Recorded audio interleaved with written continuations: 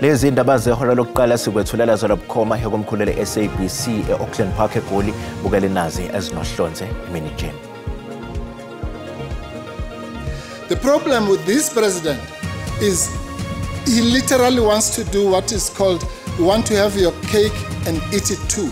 For the first time represent unprecedented. Iqembu umkhonto wesizwe linikele inkantolo yomthethosisekelo liyophikisana nesinqumo sikaMengameli wezwe Cyril Ramaphosa sokunikeza ungqongqoshe wamaphoyisa uSenzo Mchunu umhlaba khefu kanye nokuqoka usolwazi uFeroz Khachalia njengebamba likaNgqongqoshe wamaphoyisa. Ngiyengazama ukuveza lokho ukuthi mina hayi angazani nalo icala and then I'm willing ukuthi ngize ephoyiseni ngilinikeze iDNA. Umduduzi Mnisi useyindoda ekhululekile ngemva kokuhoxiswa kwecala lokubulala bebhekene nalo enkantolo yemanje yaseRuderbourg. Ubesolwa ngecala lokubulala intombazane beneminyaka eyi-14 ubudala uLikhona Force. Maybe I'll send somebody else because I've had a lot of problems with South Africa and they have some very bad policies. Umengameli waseMelika uDonald Trump uthi ngenzeka ngalibhadi emhlanganweni wezinhloko zombuso zamazwe eG20 ozobanjelwa ke kuleli ngasekupheleni kwalo nyaka. Esikhundleni salokuthi ke engathumela kumuntu ozomela leli yazwe.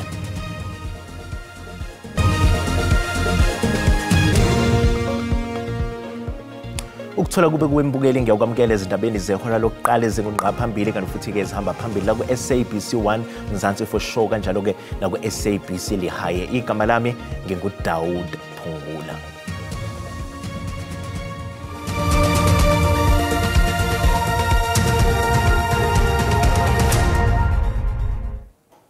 Kuqalile namhlanje enkantolo yomthethosisekelo eBraamfontein ukulalelwa kwecala elifakwe umholi weMK Party uJacob Zuma kanye neqembu lakhe eliphathelene ke nokufuna ukuchithwa izinqumo zikaMengameli wezwe uCyril Ramaphosa ngokunikezwa kwakhe umhlaba khefu ungqongqoshe wamaphoyisa uSenzo Mchunu kusukela ke ezinsolweni ezibucayi ezavezwa ngayo ngumkhuzi wamaphoyisa kwaZulu-Natal Lieutenant General Nhlanhla Mkhwanazi.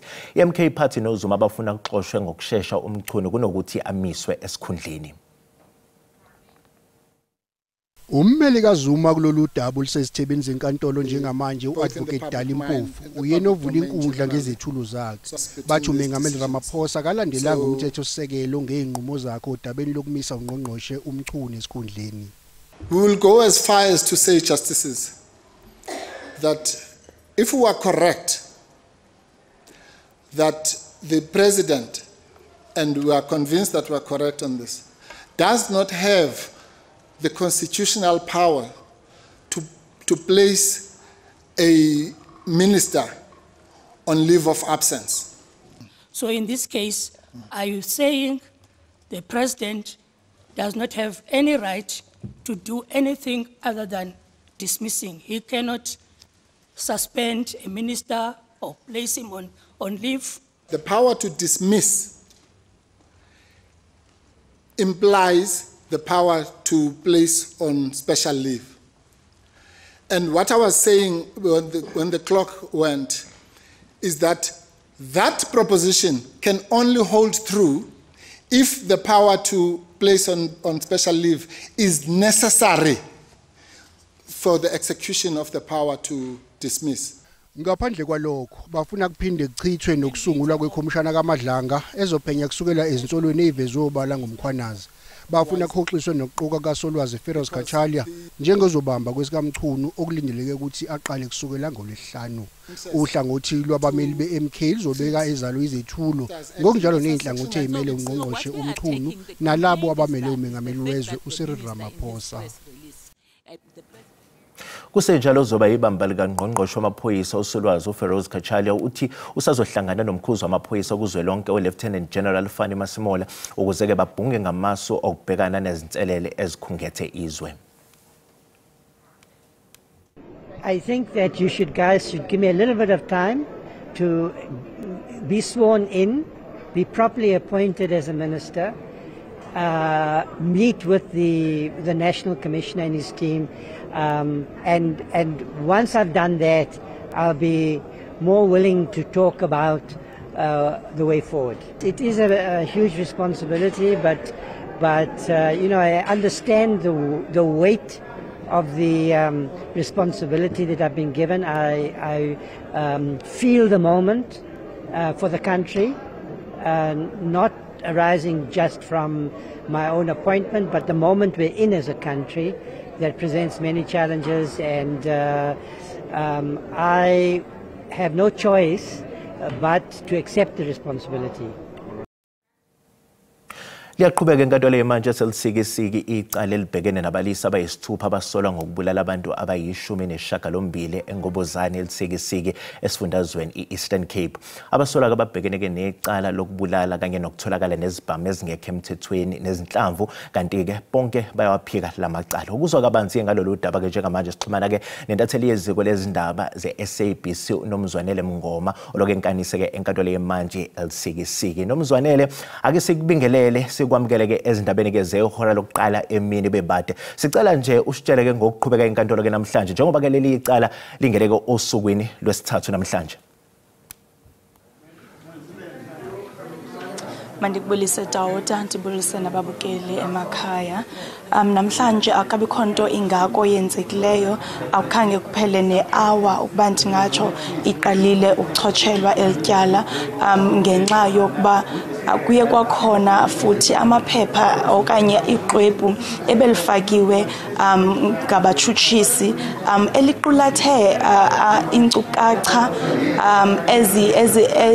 ezinolwazi ngezinto ebezizawuthethwa ngamangqina, nto leyo ke umtyholwa wokuqala njengoba uyokhumbula into yoba yena uye wazimela uye wathi akanangxaki lokuba elo xwebhu lingafundwa apha enkundleni nomtyholwa wesibini, kodwa ke ummeli womtyholwa wesihlanu kunye nowesithandathu baye bathi bona bamelana ngaphambili nokufundwa kwelo xwebhu ngaphambili, besitsho besithi ixwebhu liqulathe i-information eninzi kakhulu echaza ncakasana nezinto ezizawuthi zithethwe ngamangqina, kodwa ke uye watsho umantyi wathi make kumiswe kancinci inkundla ukuze bakwazi ukuthethathethana ngoba yena akakwazi ukwenza isigqibo kuba ebengenalo elo xwebhu, akayazi eyona nto iqulathwe lelo xwebhu. Endiyokhumbula ke into yobana ngaphambili inkundla bimane imiswa into yokuba abatshutshisi besiza namaxwebhu ngaphambili, nto leyo ibiyeke ngoku idinge into yoba inkundla inike amagqwetha ixesha lokuba bahambe bayokubona ukuba yintoni liqulathwe ngaloo maxwebhu, kodwa ke sisalindele into yoba inkundla iphinde ibuyele emva kwentsimbi ngecala emva kwentsimbi yokuqala. Alright, sibonga kakhulu yona-ke intatheli yeziko lezindaba ze-SABC uNomzwanele Mngoma esibikela bukhoma eseLsikisiki. Mbukeli-ke lolu daba-ke esizolilandelela kakhulu njengoba leli icala kulindele ukuthi liqulwe amaviki ayisishiyagalombili azayo. Kanti masihlabela phambili uMduduzi Mnisi useyindoda ekhululekile ngemva kokuhoxiswa kwecala lokubulala-ke abebhekene nalo enkantolo yemantshi yaseRustenburg. UMnisi ubesolwa-ke ngecala lokubulala-ke intombazane ebineminyaka eyi-14 ubudala uLikhona Force. Thank you. The state calls case number SH199 of 2025. Inkantolo yemantshi yaseRustenburg imkhululile uMduduzi Mnisi nobesolwa ngokubulala intombazane ebineminyaka eyi-14 ubudala uLikhona Force nowatholakala edindilizile ebulewe ngesihluku esigangeni eDurban Deep eRustenburg. Umshushisi kuleli cala uthi kunobufakazi obusha nobusacubungulwa okwamanje. Stated to do further investigations. Pursuant to those investigations, Your Worship, there was new information which came to the fore, and when now the state received that particular information which came to the fore subsequent to the bail application, the state then now decides to withdraw the charges against the accused. Umnisi uthi kunzima kakhulu kuyena njengoba azama ukuchazela iphoyisa lambopha ukuthi akamazi uForce futhi akahlangene nokubulawa kwakhe. Uthi waze wacela ukuthi abaphenye kuqala ngaphambi kokuba bambophe. From the onset ngiyengazama ukuveza lokho ukuthi mina angazani nalo icala, and then I'm willing ukuthi ngize ephoyiseni ngilinikeze iDNA likwazi ukuthi lifollow up indaba yokuthi icala leli ngibhekane nalo. uMnisi uthi mhlawumbe kusazoba nzima kumalungu omphakathi ukuthi amemukele kodwa uzokwenza ngakho konke okusemandleni ukuwachazela yize ethi inkinga enkulu unelinye icala langaphambilini elingakwenza kube nzima ukuthi umphakathi umemukele. Umengameli waseMelika uDonald Trump uthi kungenzeka engafiki mathupha engqungqutheleni G20 ezokuba ke kuleli ngasekupheleni kwalonyaka. uTrump usho lokho ngenkathi ebuzwa izintatheli njengoba ke ebesendleleni ebuyela ke eMelika esuka eScotland. Umengameli waseMelika uDonald Trump uphawule ngenkathi ebuzwa intatheli umbuzo obumayelana neG20 njengoba ubesendleleni ebuyela emuva ezweni lakhe. White House ihlinzeke ngenkulumo eqoshiwe. G20 summit this year in South Africa? I don't think so. No, I think maybe I'll send somebody else because I've had a lot of problems with South Africa, and they have some very bad policies. Very, very bad policies, like policies where people are being killed. A lot of people are being killed. So I think I probably won't. Any updates? I'd like to, but I don't think I will. Ngemuva komhlangano awushubile ofisi lika Trump ngoNhlaba, umengameli wakuleli uRamaphosa wabe sekhuluma nabe indaba ezokwalisa ithemba lokuthi umengameli uTrump kungenzeka eze kuleli njengoba kuzoba nenqungquthela iG20. We also discussed the G20 and we stressed that the G20 having been formed by the United States, of course together with other countries, it's important that the United States should continue playing a key role in the G20, more particularly because I want to hand over the presidency of the G20 to President Trump in November. Njengoba kuzokuba nenqungquthela iG20 njengolwezi okunye okukhathazela kuleli udaba lwezivumelwano neMelika mayelana nokunyuswa ngamaphesenti angama-30 kwentela yokuthunyelwa kwemikhiqizo nokuyinto ezophuthulwa ngolwesihlanu. Bukele sisathi kuwe ezitolo kade uma sibuya sizokuphathela uWT. For now they took us back and then at the end we got a little bit of consolation of a bail being denied. Magistrate Court in the District of Southern North State. Inkantolo yemanje yasePitoli isichithile isicelo sebheli sika Elia Mayiko nongomunye kwabasola abathathu ababhekene ke necala lokubulala umfanyana wayeneminyaka emihlanu uDitebogo Phalane.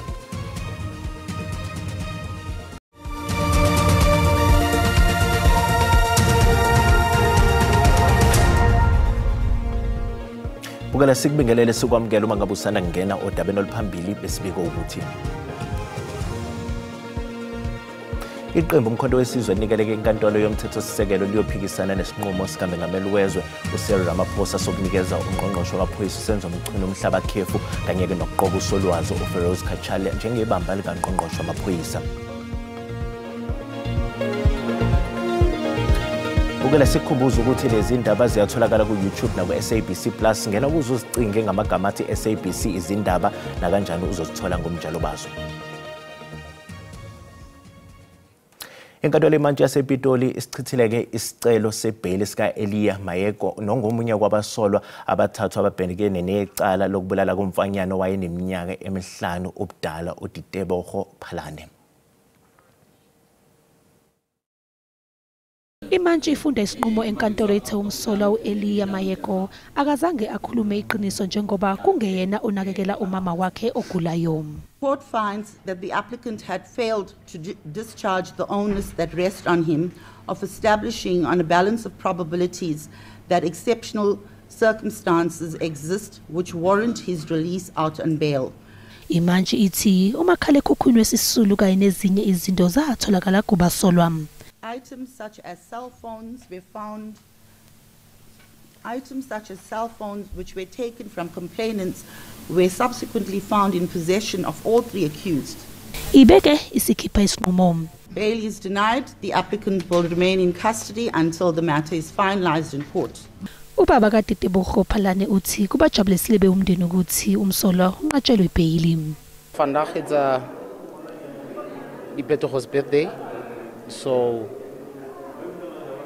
to hear such news of they have been denied the bail, so it makes it easier for us, at least because usual times we come here, we are drained, we come here, they take us back But for now, they took us back, and then at the end, we got a little bit of consolation of the bail being denied. Owayengumphathi kumasipala wasemzumkhulu KwaZulu-Natal osola ngokucijwa kwedolo lokubulawa wayengunobhala jikelele wophiko lwentsha lwe-ANC uSindiso Magaqa uzobela ke enkantolo ngasekupheleni kwesonto. Umsolwa owayisikhulu sikamasipala emzimkhulu uvele enkantolo yemantshi emzimkhulu. Uzweliphansi Sikhosana wake waboshwa ngo-2018 eboshelwa lona leli cala kepha abuye ahoxiswa amacala kwesikhashana ngenxa yokungabi khona kobufakazi. Uphinde waboshwa ke futhi ngomsombuluko uphiko lwamaphoyisa oluphenya ngezigameko zokubulawa kwasopolitiki esifundazweni. Phakathi kwamacala athweswe wona elokutholakala nesibhamu kanye nezinhlamvu ezingekho emthethweni. Umndeni nabangane bamagaqa bathi kusayiwa kude kuleli cala. Ngendlela okwenzeke ngayo namhlanje kusiphindisa emva kusilahlisa ithemba. Ngoba phela ngoke lo sagwetshwa yena wababala abantu abathintekayo kuleli cala leli. It's just a halfway mark. Our expectations are that other people are still or are expected to be arrested or are supposed to be arrested. I-NPA ithi inofakazi obanele ke manje. With us, in collaboration with our counterparty, the SAPS, new evidence has come to light. So based on that evidence, we will hope for a conviction. Amaphoyisa athi kungenzeka kube khona ke abanye abazokuboshwa ngaleli cala. We appreciate the work of the Political Killings Task Team that has been uncovering and finding evidence linking to murders which are politically related. Umsolwa uzobuyela kuyona lenkantolo ngolesihlanu ukuyofaka isicelo sebhayili. NginguSimphiwe Makhanya wezindaba ze-SABC ngisemzimkhulu. Njengoba sekusondeleke inyanga iqhakambisa ukubaluleka kwembokodo uNcwaba, ungqongqoshe wezabesifazane ehhovisi likaMengameli uSindisiwe Chikunga uqwashise abesifazane ukuthi bengavuma ukucindezelwa ngoba sebevulelekile ukuthi babika nanoma ke yiluphi uhlobo lokuhlukumezeka.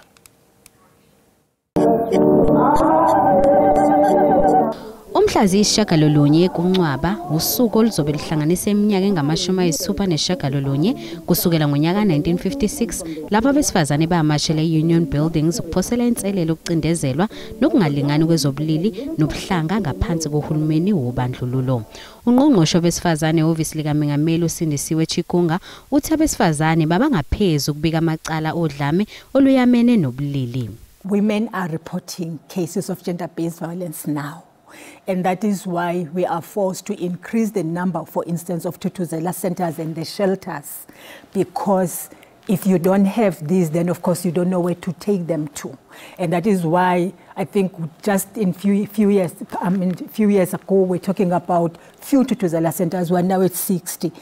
Uchikunga uphinde wabalula nendaba yokuhlukumezeka abesifazane ezindaweni zokusebenzela. As a minister entrusted with the responsibility, I even say to other ministers, women ministers, when you have new interns, please find time to meet with them and tell them that they have a right to say no. And they have a right not to sell their bodies in order to get permanent jobs. Uphethe ngelithi benza kusemandleni ukwandisa izikhungo ezifukamela abesifazane abasala dengwane ngemuva kokuba izisulu zodlame oluyamene nobulili. I-Action SA ithi ukubusa ngokubambisana okwenzeke eTshwane ngaphansi kobuholi kwemeya uDokotela uNasiphi Moyo busazinzile futhi busabeka ukuhlinzeka kwezidingo zomphakathi eqhulwini. I-Action SA iyaziqhenya ngezinga layo lokuhlinzeka ngezidingo nqangi enhlokodolobha. Umholi waleli qembu uthi lezinyanga eziyishagalolunye ezidlule ngaphansi kobuholi bukaDokotela Nasiphi Moyo bezingelula kodwa bayalenza uguquko. She took over a municipality paralyzed by years of mismanagement, financial instability, and declining service delivery. Since then, each day of her leadership and that of the multi-party coalition has been defined by the determined pursuit of restoring dignity, functionality, and accountability. Imeya yona iqiniseke ukuthi akukho qhekeko phakathi kwe-ANC, EFF kanye namanye amaqembu amancane ayingxenye yokubusa ngokubambisana. The residents of Tshwane have suffered enough. They can't continue to suffer under our leadership, and therefore, in case and when we have disagreements, which we had, and we have to find ways to resolve those. Yize kunezingqinamba umasipala osabhekene nazo zemali, i-Action SA isinyuse izinga lokuqoqwa kwentela, yaphinde yazibophezela ngokuthi izoqhubeka ne-Eskom kanye ne-Rand Water. Buke lo mhlahlo wesimo sezulu uyalandela emva kwekhefu.